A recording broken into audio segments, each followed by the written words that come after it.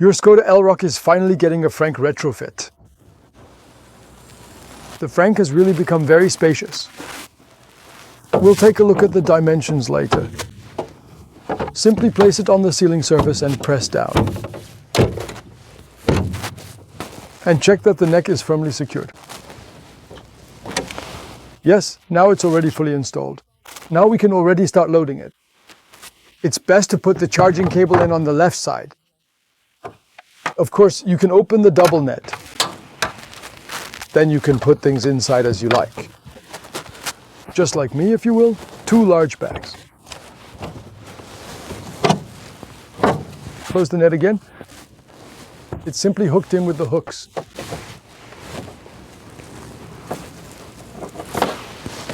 You can also store small items in the double net here, like extra safety vests, for example.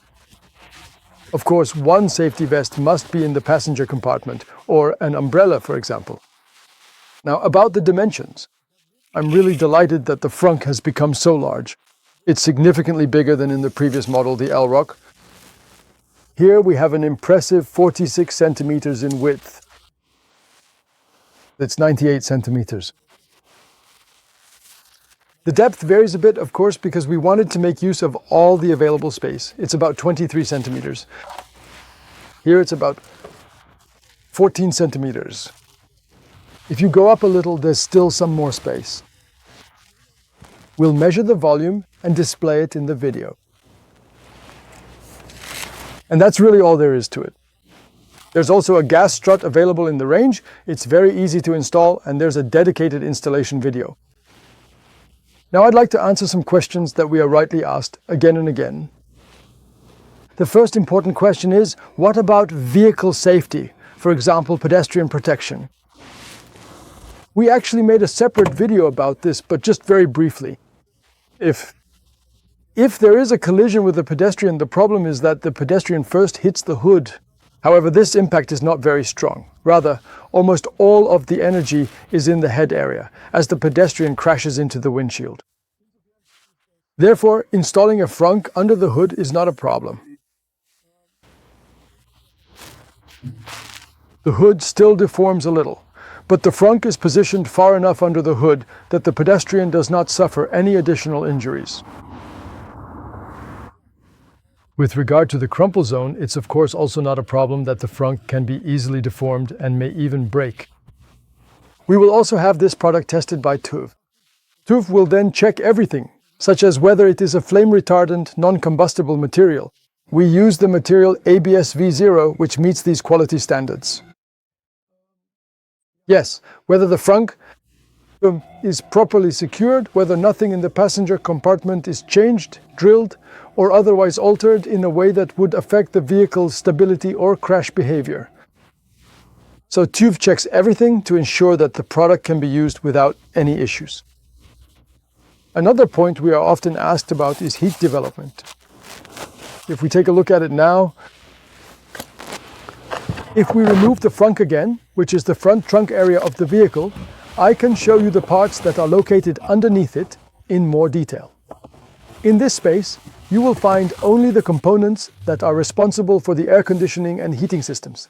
These parts are specifically placed here to help regulate the temperature inside the car, ensuring comfort for everyone inside regardless of the weather outside. Of course, this arrangement is not a problem at all, since the frunk sits securely above these components, protecting them while still allowing for easy access when needed.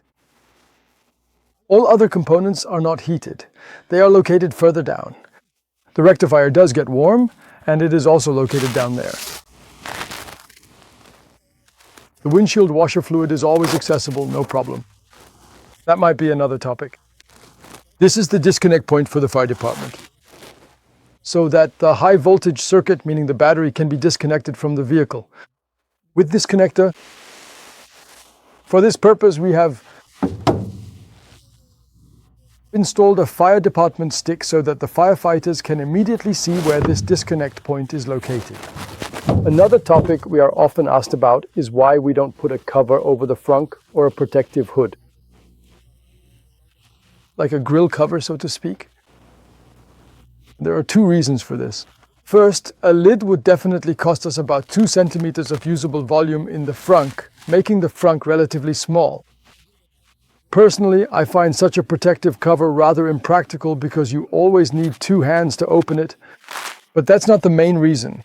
The main reason is this. If you, as can easily happen, put the cable, which was previously lying in mud, slush or rain, into the frunk, then of course there will be moisture inside, and this moisture absolutely needs to be able to escape. If you put a cover over it, the moisture can evaporate and condensation forms. Condensation possibly forms on the silver contacts of the plugs and the active components, and then they start to corrode with silver sulfide, I believe it's called. And the contact resistance of these plugs would then deteriorate. And that's something we can't risk. That's why no lid, no cover. You don't need it anyway, because the engine compartment is relatively well protected, and of course, no water or snow gets into the frunk. Of course, it can happen, or it will happen, that if you put dirty charging cables and the like inside, then dirt will get in naturally. But that's why we designed the frunk so that it can be removed within a few seconds. Then you can wash it out, put it back in, it takes maybe a minute and everything is clean again. Now another topic about assembly. We are often asked whether you have to assemble the frunk in a complicated way, like with furniture from a Swedish furniture store, taking many minutes or even hours. No, we assemble the frunk completely with all clips and buffers that are attached. Altogether there are 3 additional buffers and 4 retaining clips. Everything is fully pre-assembled by us, including the double net. You don't have to worry about receiving a big instruction manual with lots of steps. You just need to place the frunk accordingly and position it correctly. And press it down. It really only takes a few seconds. One topic that comes up a lot, we get a lot of emails about this, is which bags you should get to go with it and which ones fit best. Of course, that's very individual depending on what you want to pack.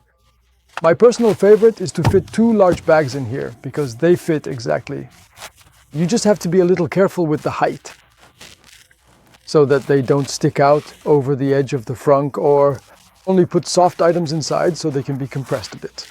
Of course, you can only use the space that's available at the top accordingly.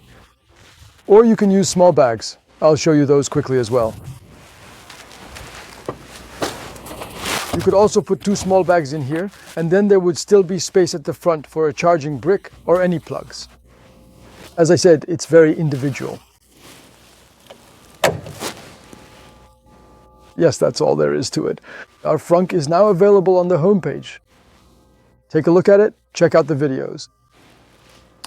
If you like it, order one and upgrade your great Elroq with an additional large retrofit frunk. Thank you, yours truly, Joseph from the company Frank. Goodbye.